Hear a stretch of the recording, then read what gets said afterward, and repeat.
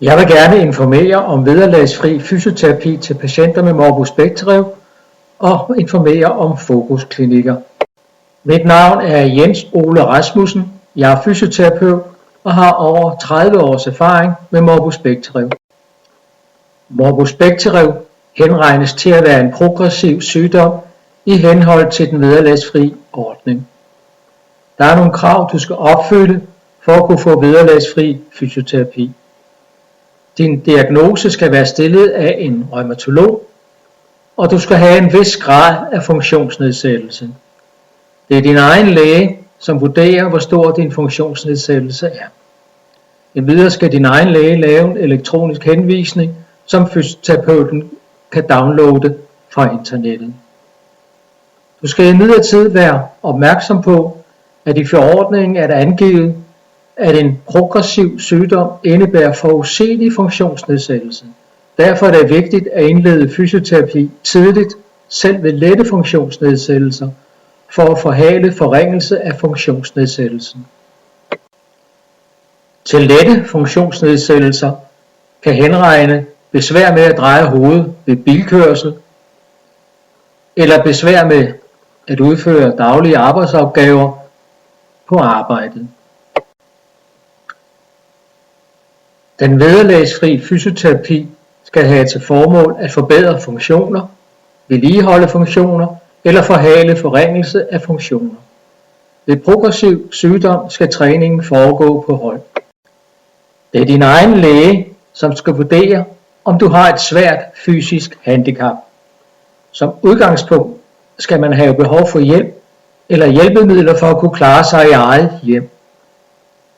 Hvis du vurderes til at have svært fysisk handicap, kan du ud over holdtræning få individuel træning.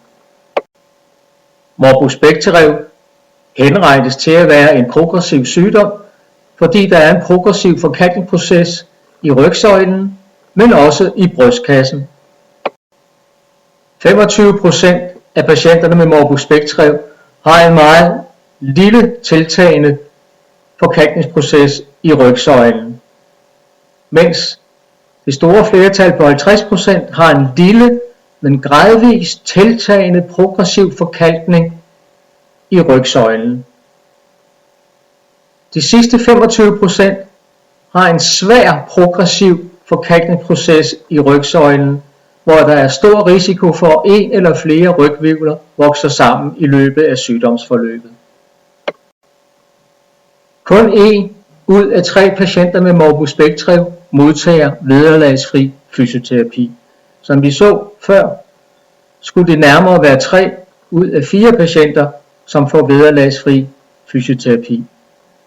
Vi ved ikke, hvad der er årsagen til, at så få patienter med morbus Bechterew får vederlagsfri fysioterapi.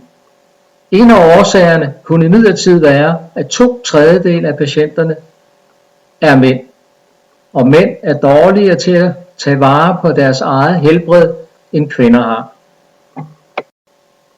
Du kan selv frit vælge, hvilken klinik du vil gå på, hvis du henvises til vederlagsfri fysioterapi.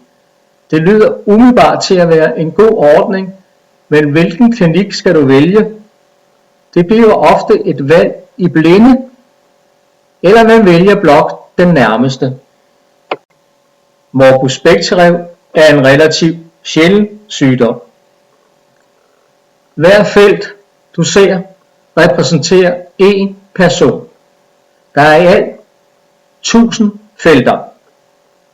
Det blå felt repræsenterer en person med morbus Bechterew. 1 ud af 1000 har altså morbus Bechterew. Næsten alle klinikker har kun 1 til 2 patienter med morbus Bechterew til behandling. Dette skyldes dels, at sygdommen er relativt sjælden, og kun hver tredje modtager vederlagsfri fysioterapi, samt at patienterne oftest søger den nærmeste klinik. Foreningen har udnævnt en fokusklinik i hver kommune. Dette har man gjort, fordi man gerne vil samle patienterne på få såkaldte fokusklinikker, således at fokusklinikkerne kan oprette bækterevhold, og fokusklinikkerne får mulighed for at oparbejde erfaring og udvikle ekspertise med at behandle og træne patienter med morbus bækterv og rygsøjlegigt. Foreningen anbefaler, at du træner på en fokusklinik. Det vil gavne behandlingen og træningen til både dig og dine medpatienter med morbus bækterv. På bækterv-klinikguide.dk kan du finde en fokusklinik tæt på dig. Tak for denne gang.